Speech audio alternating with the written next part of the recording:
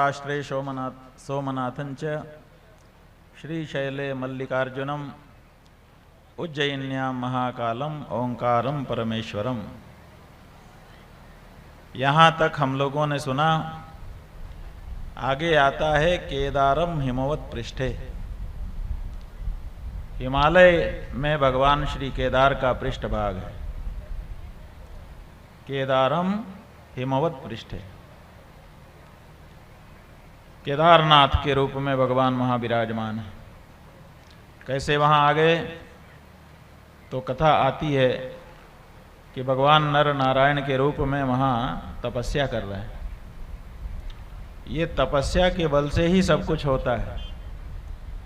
भगवान जो कुछ हमको दे रहे हैं वो भी उनको कहाँ से मिल गया?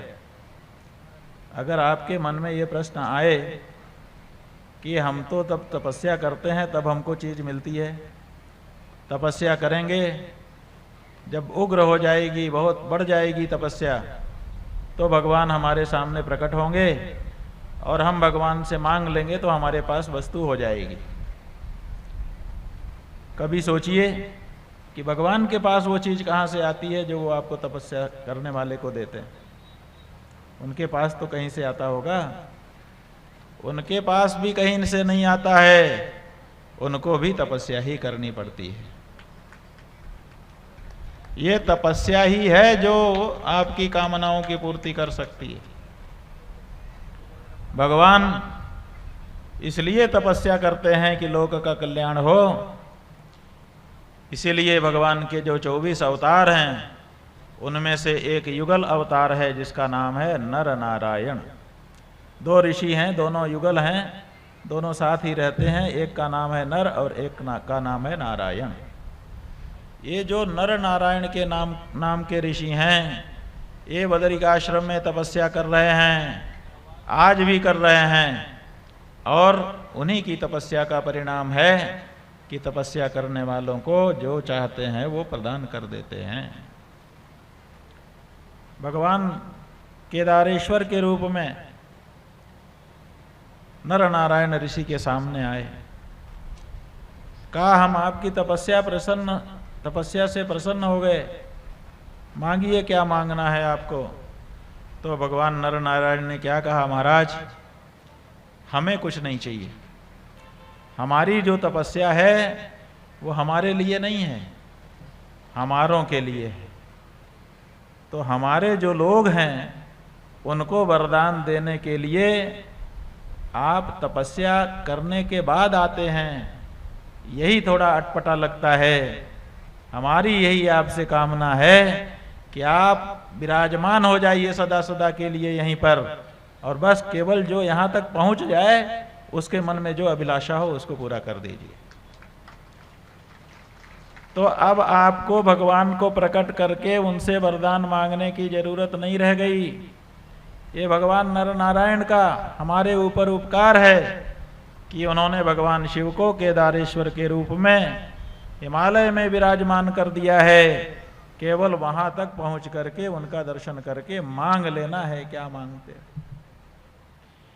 यदि प्रसन्नो देवेश यदि देयो वरस्त्वया स्थीयताम स्वेन रूपेण पूजार्थम शंकर स्वयं। भगवान यदि हमारे ऊपर आप प्रसन्न हैं तो हमको यही वरदान दीजिए कि हम और हमारे लोग जब पूजा करने के लिए आएं तो आपकी प्रत्यक्ष सन्निधि यहाँ पर प्राप्त होनी चाहिए।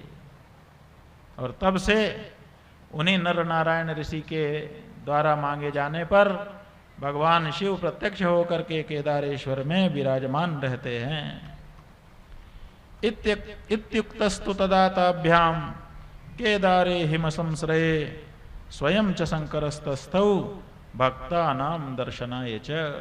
भगवान भक्तों को दर्शन देने के लिए बैठे हुए हैं। आओ हम प्रत्यक्ष हैं, करो दर्शन। और हमारा दर्शन अमोघ होता है। जो हमको देख लेता है बिना कुछ पाए जा नहीं सकता। जैसे आप मंदिर में जाते हैं तो मंदिर का पुजारी बिना प्रसाद दिए आपको वापस नहीं भेजता, अगर सही पुजारी है तो। भले तुलसी दल दे, भले बेलपत्ती दे उसके पास कुछ ना हो, भले भगवान का चरणोदक दे, लेकिन बिना दिए वापस नहीं करता। उसी तरह से भगवान जब प्रत्यक्ष आपको दिख जाते हैं तो बिना आपको कुछ दिए वापस करते ही नहीं हैं। इसलिए मम दर्शन फल अगम अनूपा, मेरे दर्शन का फल क्या है? यही फल है कि जीव पाव निज सहज स्वरूपा, जीव अपने सहज स्वरूप को प्राप्त कर लेता है। और अगर उसको सहज स्वरूप नहीं चाहिए तो जो चाहिए सबसे बड़ा जब कह दिया तो उससे छोटा आ ही जाता है। उसमें जब कह दिया 1 अरब रुपया मिल सकता है तो उसमें से 500, 800, 2000, 5000 तो मिल ही जाएगा, इसलिए उसकी गिनती ही नहीं किया।